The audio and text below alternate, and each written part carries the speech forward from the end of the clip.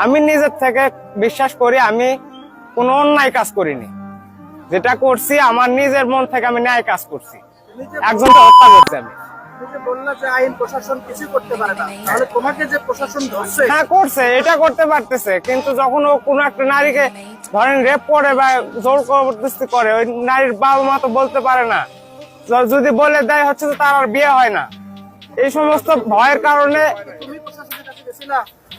কেমনে যাবো? আমার হচ্ছে যে বোন টোন এইসব আশেপাশেকার লোকজন, তাদের ভবিষ্যৎ আমি কেন নষ্ট করবো? তুমি একাডেমিতে বলবা, এখন তো তোমার ভবিষ্যৎ গেল। একটা মানুষের ভবিষ্যতের জন্য যদি আরো 100 জনের ভবিষ্যৎ বাঁচে এর জন্য আমি ভবিষ্যৎ নষ্ট করতে রাজি আছি।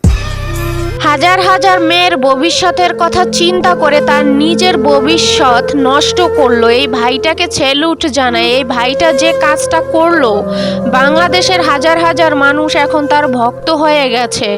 দেখেন এখানে পুলিশ তাকে আটকে ধরে আছে, তার ভিতরে পুলিশের মুখের উপরে জবাবটা দিয়ে দিল। তার সাহস আছে বলতে হবে।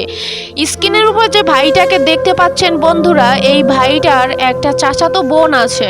2019 সালে তার বন্ধু সেই বোনটাকে রেপ করার পরে সেই বোনটা মারা যায়। তার মনের ভিতরে সেই ক্ষোভ, সেই রাগ জীবিত রেখেছে। এখন বর্তমানে 2024 সাল চলতেছে, তো সেই 2024 সালে এতদিন কোনো সুযোগ সুবিধা পায় নাই। তো যে বন্ধুটাকে সে হত্যা করলো, সেই বন্ধুটা নামাজ পড়তে গিয়েছিল। নামাজ পড়ার সময় এই ভাইটা কৌশলে তাকে ডেকে নেয়, ডেকে নিয়ে তারপরে হত্যা করে। এই ভাইটাকে স্যালুট জানায়। আর এই ভাইটার মতন যদি তৎক্ষণাৎ প্রত্যেকটা ভাই তার বোনদের এই রকমের করে রক্ষা করে, তাহলে হয়তো ধর্ষণকারী আর এইগুলো কখনো করার সাহস পাবে না। এই ভাইটা যে কাজটা করেছে, তাকে তো পুরস্কার দেওয়া উচিত, কিন্তু তা না করে পুলিশেরা তাকে ধরে নিয়ে যাচ্ছে। কিন্তু হাজার হাজার মানুষের ভালোবাসা, আমরা চাইলেই কিন্তু হাজার হাজার মানুষ তাকে ছাড়িয়ে নিয়ে আসতে পারি, কিন্তু আমরা সেটা হয়তো করব না। কেউই হয়তো একজন প্রতিবাদ করবে, পরের দিন সেও কিন্তু তার ধারে কাছেও আসবে না। কিন্তু এই ভাইটার কথা একটা আবার চিন্তা করেন, সে কিন্তু তার নিজের কথা চিন্তা করলো না। এখানে শত শত মেয়েদের কথা সে চিন্তা করলো, শত শত মেয়েদের ভবিষ্যতের কথা চিন্তা করলো।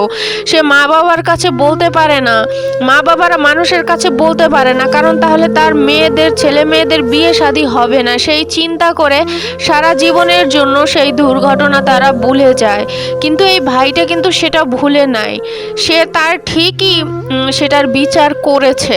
আসলে এরকমের জনসম্মুখে বিচার হওয়া উচিত। আপনারা কি বলেন? ভিডিওটা যদি ভালো লেগে থাকে তাহলে অবশ্যই শেয়ার করে অন্যকে দেখার সুযোগ করে দিবেন। অসংখ্য ধন্যবাদ এতক্ষণ আমার সাথে থাকার জন্য আপনাদের।